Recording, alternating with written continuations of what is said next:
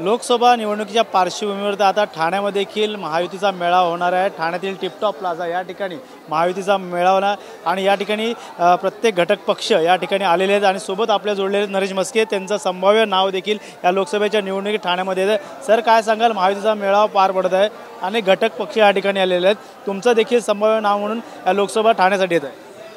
नाही, मी खूप आनंद घेतोय, कारण काय माहिती आहे का, आमच्याकडे काही फॉर्म भरणं इच्छुक म्हणून असा काही प्रकार नाही आहे।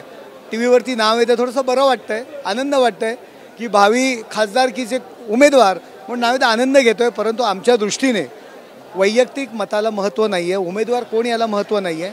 माननीय मुख्यमंत्री एकनाथ शिंदे साहेब, देवेंद्र फडणवीस साहेब आणि अजितदादा यांनी जो नरेंद्र मोदी साहेबांना शब्द दिलेला आहे 45च्या वरती महाराष्ट्रात आम्ही जागा निवडून आणू आणि ही जागा आहे, ही सर्वाधिक मताधिक्याने निवडून येण्याच्या दृष्टीने आम्ही सर्वजण प्रयत्न करतोय। सर्व पक्ष एकत्र आहोत। कुठलाही उमेदवार जाहीर न होता सुद्धा आज जवळजवळ 2-2.5 विधानसभा मतदारसंघाचा मेळावा आहे। आपण पाहताय प्रचंड अशी गर्दी आहे। 2.5 विधानसभा मतदारसंघाचा मेळावे सुरू झालेले आहेत, ठिकठिकाणी पक्षाचे मेळावे आहेत, एकत्र मेळावे आहेत आणि ठाण्यामध्ये सर्वात जास्त मताधिक्याने ही सीट निवडून आणायची महाराष्ट्रामध्ये, याकरता आम्ही सर्वजण प्रयत्न करतोय। शिवसेनेमध्ये बघायला तर बाळासाहेब ठाकरे असतील, स्वर्गीय आनंद दिघे असतील, त्यांनी कधीच असा छोटा मोठा बघितला नाही माणूस। लहानातल्या लहान माणसाला देखील मोठं करण्यात आलेलं आहे, कसं बघतं या सर्व? नक्कीच की धर्मवीर आनंद दिघे साहेब असतील, माननीय मुख्यमंत्री एकनाथ शिंदे साहेब आहेत, यांनी शिवसैनिकांना नक्कीच मोठं केलेलं आहे। शून्यातनं विश्व निर्माण करण्याची ताकद त्यांच्या आशीर्वादामध्ये आहे। बाळासाहेबांचा आशीर्वाद आमच्या पाठीमागे जो कोणी असेल त्याच्यासाठी आम्ही रात्रंदिवस काम करणार। आपण पाहताय आम्ही उमेदवाराची वाट नाही पाहिली, सर्वत्र आम्ही मेळावे लावतोय, अरेंजमेंट करतोय, सगळ्या गोष्टी सुरू आहेत। कल्याणची जागा जी आहे ते वैशाली दरेकर यांना देण्यात आली आहे आणि आज उद्धव ठाकरे असे देखील म्हणाले की कल्याणमध्ये ज्यांना आम्ही मोठं केले आणि त्या गद्दारांना धडा शिकवण्यासाठी आता वैशाली दरेकरला समोर आणलेलं आहे। ज्यांनी बाळासाहेबांच्या विचारांशी गद्दारी केली, याच दरेकर मॅडम शिवसेनेच्या नगरसेविका नंतर मनसेमध्ये गेल्या, शिवसेनेच्या विरुद्ध मनसेतनं उमेदवारी लढवली, मनसे सोडली, पुन्हा शिवसेनेत आल्या। कोणी गद्दारीची भाषा करावी, उद्धव ठाकरेंनी का दरेकरांनी? आपल्या समोर त्यांचा इतिहास आहे। संजय राऊतांचं म्हणणं आहे 45+चा जो नारा आहे फक्त नारेच देत राहतील, आम्ही शिवसैनिक आहे, आम्ही त्यामध्ये गर्जना देणारे लोक आहेत। संजय राऊत चुकीचा शब्द बोललेत, संजय राऊत भुंकणारे आहेत, त्यांना गर्जना नाही म्हणत, त्याला भुंकणं म्हणतात। एकंदरीत पाहायला गेलं तर महायुतीचा मेळावा आहे, आतमध्ये कुठे तर धुसफूस तर देखील आहे का, दावा प्रतिदावा भाजप देखील करत होते। जर धुसफूस जो असती, उमेदवार जाहीर न हो अजून झालेला नाही आहे तरी सुद्धा 2 विधानसभेमध्ये एवढी प्रचंड गर्दी आहे, त्यामुळे धुसफूस असती तरी गर्दी नसती, पदाधिकारी कार्यकर्त्यांची गर्दी आहे। पदाधिकारी कार्यकर्त्याची गर्दी आहे असं देखील त्यांनी म्हणलं। पाहू शकतो या ठिकाणी मोठ्या प्रमाणात जे आहे ते महायुती मेळावासाठी अनेक कार्यकर्ते घटक पक्ष या ठिकाणी आलेले आहे, ज्यांची नावं देखील चर्चेत आहेत, ते देखील या ठिकाणी जमलेले आहेत। त्यामुळे रवींद्र फाटक असतील, प्रताप सरनाईक असतील या संजीव नाईक असतील, हे देखील या ठिकाणी आलेले आहेत आणि नक्कीच या ठिकाणी मोठ्या संख्येने महायुतीचा मेळावा पार पडत आहे। त्यामुळे सर तुमचं देखील नाव आहे लोकसभेच्या संदर्भात संभाव्य उमेदवार म्हणून, कसं बघता सर्व महायुतीचे घटक पक्ष या ठिकाणी आले? नाही, आज महायुतीचा आपल्या ठाणे शहराचा मेळावा आहे आणि महायुतीच्या माध्यमातून इलेक्शनची सुरुवात करण्यासाठी आम्ही सर्व पदाधिकारी एकत्र बसलो आहे आणि आज मार्गदर्शन होणार आहेत। या पालकमंत्री शंभूराज देसाई येत आहेत, आम्ही सर्वच लोकप्रतिनिधी आहेत आणि त्या माध्यमातून आजपासून सुरुवात होईल। महायुतीचा जो उमेदवार असेल त्याचं काम करायचं आपल्याला। 45+ म्हणजे ठाण्याची सीट असणार, ते आता महायुतीचे सर्व नेते ठरवते, त्याच्या माध्यमातून समजेल। अजून प्रताप सरनाईक देखील आहे, बाळासाहेब असतील, आनंद दिघे असतील, यांनी अनेकांना संधी दिल्या आहेत, लहानातल्या थोर लोकांना मोठं केलेलं आहे। कसं बघता महायुतीचा मेळावा आहे, संभाव्य नाव तुमचं देखील पुढे आहे? 1996 साली लोकसभेमध्ये शिवसेनेचा पहिला धनुष्यबाण आणि पहिला भगवा पोचवण्याचं पवित्र काम धर्मवीर आनंद दिघे साहेबांनी केलं। मी त्यावेळेस साक्षीदार आहे आणि ते प्रकाश परांजपे त्यावेळेस जे लोकसभेमध्ये निवडून गेले, आनंद दिघे साहेबांच्या नेतृत्वाखाली आणि शिवसेना प्रमुख आदरणीय बाळासाहेब ठाकरेंची विचार दिल्लीपर्यंत जे नेले ते हयात।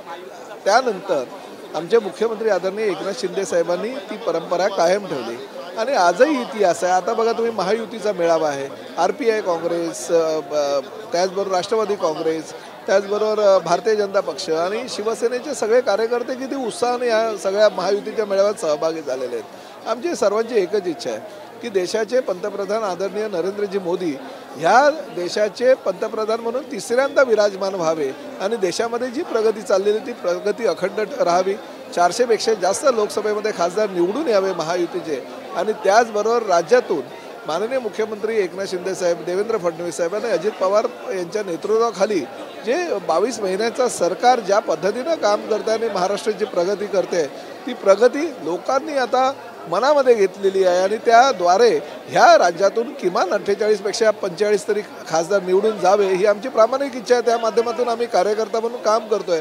आजही ह्या महायुतीच्या मेळाव्याच्या माध्यमातून आम्ही शक्ती प्रदर्शन करत नाही. कार्यकर्त्यांचा जो उत्साह उधाण आलेला आहे त्या उत्साहाला त्या कार्यकर्त्यांना आम्ही आमचे विचार आज देणार आहोत, जेणेकरून पुढील महिन्यामध्ये 20 तारखेला जी ठाणे लोकसभेची जागा होणार आहे त्या जागेमध्ये प्रचंड मताधिक्याने किंवा गेल्या निवडणुकीमध्ये जे मतदान झालं त्यापेक्षा जास्त मतदान ह्या निवडणुकीमध्ये होईल आणि त्यापेक्षा जास्त मताधिक्यानं आमचा उमेदवार निवडून येईल याची आम्हाला खात्री आहे. लवकरच नाव निश्चित होणार आहे, सर्वांना उत्सुकता लागलेली आहे. कसं बघतात, नाव मोठं का पहिला पक्ष?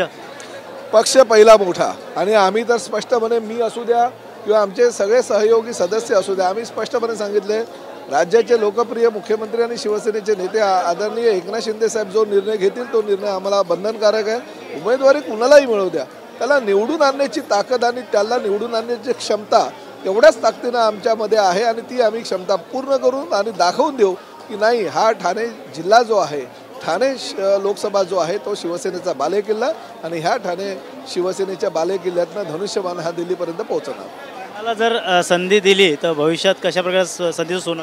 नाही बघा, संधी देणं न देणं हे मुख्यमंत्री म्हणून आणि पक्षाचे प्रमुख म्हणून शिंदे साहेबांचं काम आहे आणि त्या माध्यमातून जर त्यांनी संधी दिली तर त्या संधीचं सोनं करण्याची तयारी प्रताप सरनाईकची नेहमीच असते. मी 2009ला सुद्धा दिलेल्या संधीचं सोनं केलं, 2014ला सुद्धा केलं आणि 2019ला सुद्धा केलं.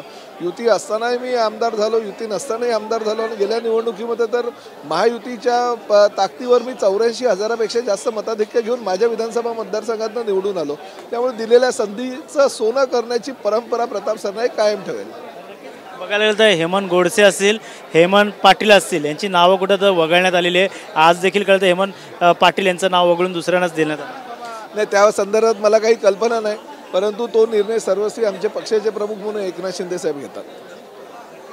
असं नाही, त्यांनी सांगितल्याप्रमाणे महायुतीच्या मेळावा आहे, घटक पक्ष या ठिकाणी आलेले आहेत आणि याच ठिकाणी ज्याला संधी दिली गेली त्याचं संधीचं सोनं केलं जाईल त्यांचं म्हणणं आहे. मात्र या ठिकाणी आता महायुतीचा मेळाव्यात आता अनेक घटक पक्ष देखील आलेले आहे. भाजपचं मोठ्या प्रमाणात या ठिकाणी महिला असतील, नगरसेवक असतील, तसेच राष्ट्रवादीकडनं देखील शरद पवार गटातून अजित पवार गट या ठिकाणी आलेले आहेत. त्यामुळे शिवसेना, राष्ट्रवादी आणि RPI आणि या ठिकाणी घटक पक्ष आलेले आहेत. संजू नाईक देखील या ठिकाणी. सर, महायुतीच्या मेळाव्यात ठाण्यामध्ये कशा प्रकारचं वातावरण आहे? संभाव्य उमेदवार म्हणून तुमचं देखील नाव समोर. निश्चितपणे भारतीय जनता पक्षाच्या इच्छुकांमध्ये मी आहे, हे मी वारंवार बोललेलो आहे. पण ही महायुतीची जी आज सुरुवात आहे ही भारतीय जनता पक्ष, शिवसेना, अजितदादा, राष्ट्रवादी गट आणि RPI आणि इतर आमचे सहकारी या सर्वांच्या पुढच्या वाटचालीसाठीची आजची सुरुवात आहे. आजचा महायुतीचा आमचा प्रचार सुरू झालेला आहे. उमेदवार कोण आहे ते नेते लोक ठरवतील. अबकी बार 400 पार देशामध्ये, अबकी बार 45 पार महाराष्ट्रामध्ये. माननीय मुख्यमंत्री शिंदेसाहेब, माननीय देवेंद्रजी फडणवीस साहेब, अजितदादा हे तिन्ही मान्यवर नेते बसतील आणि ठाण्याचा योग्य निर्णय घेतील. आम्हाला त्याबद्दल कुठलीही शंका नाही, चिंता नाही.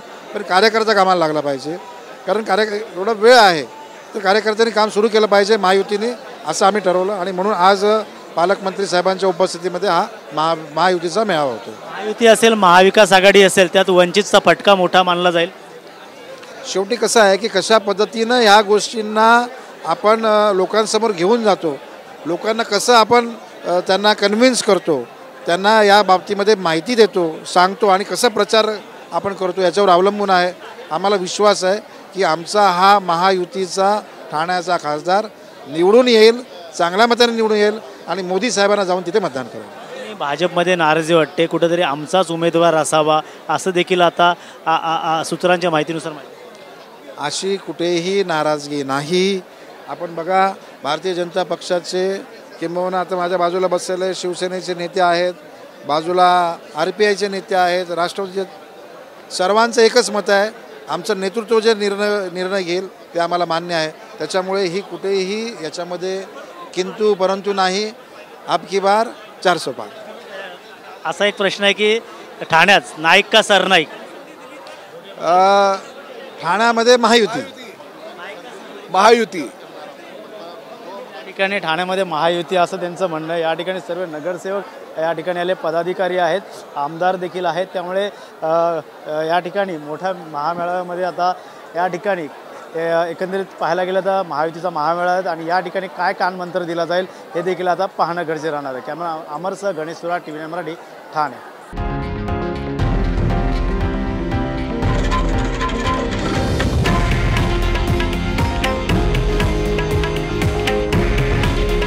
हे आहे देशातील नंबर 1 न्यूज नेटवर्क आणि आपण पाहत आहात TV9 मराठी. काळजी तुमची, हित महाराष्ट्राचं.